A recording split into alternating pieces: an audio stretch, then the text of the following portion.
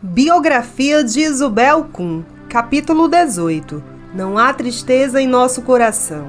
Na época da morte de Paiúde, Belle não sabia disso, mas ela mesma estava com câncer de mama. Ela notou sinais do câncer pela primeira vez em 1953, mas o médico não confirmou o diagnóstico até outubro de 1954. Belle respirou fundo ao ouvir a notícia. Aos 53 anos de idade, ela tinha uma última jornada a percorrer com Deus, e essa seria a mais difícil de todas. Um excelente cirurgião foi localizado em Chiang Mai. Ele realizou uma cirurgia em Belle, após a qual ela voltou para os Estados Unidos de forma a receber o tratamento com radiação. Belle pediu que John ficasse na Tailândia e continuasse seu trabalho enquanto esperavam para saber se o tratamento com radiação ajudaria Belle, ou se ele precisaria voltar para casa para ficar ao seu lado. O tratamento com radiação foi realizado em um hospital na Filadélfia. Ele foi bem sucedido até certo ponto, mas os médicos disseram a Belle que seu câncer acabaria se espalhando por todo o corpo e a mataria.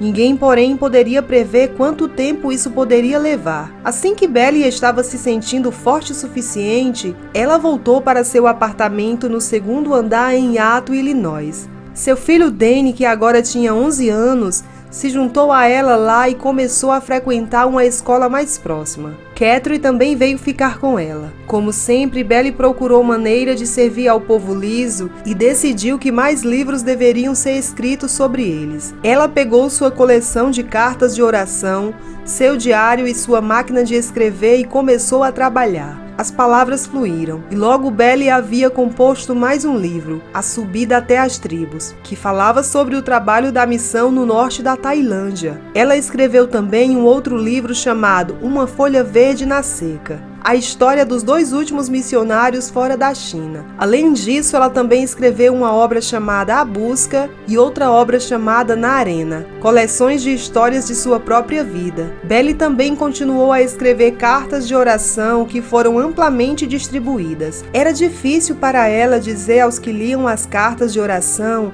que ela tinha câncer, mas ela sabia que precisava fazer isso. Em uma das cartas que escreveu, ela disse: John e eu estamos ansiosos para que essa notícia não lhes traga tristeza. Não há tristeza no coração de Deus enquanto Ele cuida de mim. Por que deveria então haver no seu? Procure a sua direção ao orar por mim. Isso é tudo. Em fevereiro de 1955, Catherine Kun foi aceita como missionária na missão. Belle se preparou mental e emocionalmente quando ouviu a notícia de que sua filha Catherine havia sido direcionada para uma vaga no norte da Tailândia. Ela sabia que se pedisse à filha que adiasse a viagem para a Tailândia, ela o faria. Foi então que Belle pensou em sua própria mãe e em como ela tentara impedi-la de seguir o chamado de Deus que ela sentia para o campo missionário.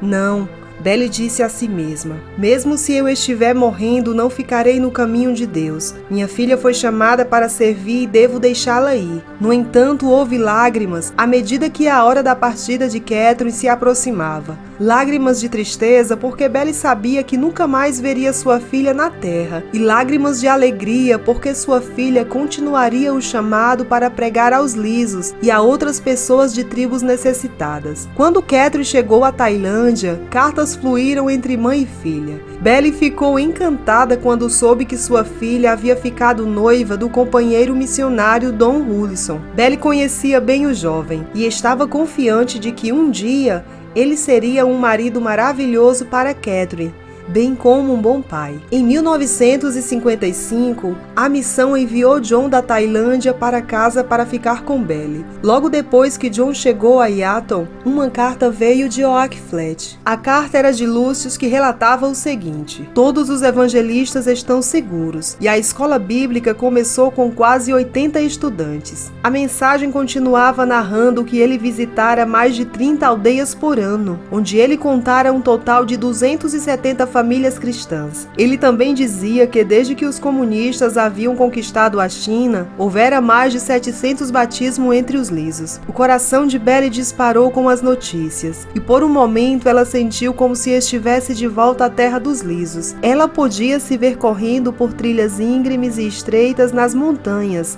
indo de vila em vila para compartilhar o evangelho com os lisos que nunca haviam ouvido as boas novas antes, e ensinando e discipulando aqueles que eram cristãos. Ela enfrentara muitas dificuldades durante o processo, mas ler a carta de Lúcio fazia tudo valer a pena. O trabalho que ela e John haviam feito estava rendendo frutos, e apesar de agora estar sob o controle dos comunistas, que desprezavam o cristianismo e perseguiam os cristãos, a igreja em Liso estava florescendo. Durante o ano seguinte, Belle passou mais e mais tempo de cama. Ela recebia muitos visitantes e cartas de pessoas que haviam lido seus livros e que foram inspiradas por eles, o que encorajava o coração de Belle. Havia um versículo escrito em um cartão em cima de sua cabeceira. O versículo dizia assim: Eu sou Deus, e não há ninguém como eu, que declara o fim desde o princípio.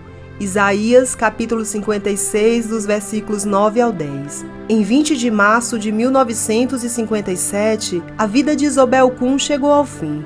Aos 55 anos, Belle morreu em silêncio. John estava ao seu lado. 2 dias depois, o funeral de Belle foi realizado na Universidade da Igreja de Cristo em Eaton, Illinois, e ela foi enterrada na cidade. Entre as cartas e as mensagens de Belle que foram doadas para os arquivos da Universidade de Eaton, estava o poema que a avó de Belle havia escrito em seu livro de formatura tantos anos antes. Uma vida nobre não é uma chama de súbita glória conquistada, mas apenas uma soma de dias em que um bom trabalho foi feito. Quando ler aquelas palavras quando adolescente, Belle não conseguia pensar em nada mais monótono do que somar dias de bom trabalho. No entanto, como se vira, sua vida não tinha sido monótona. Ela havia resultado em uma vida cheia de aventuras e desafios.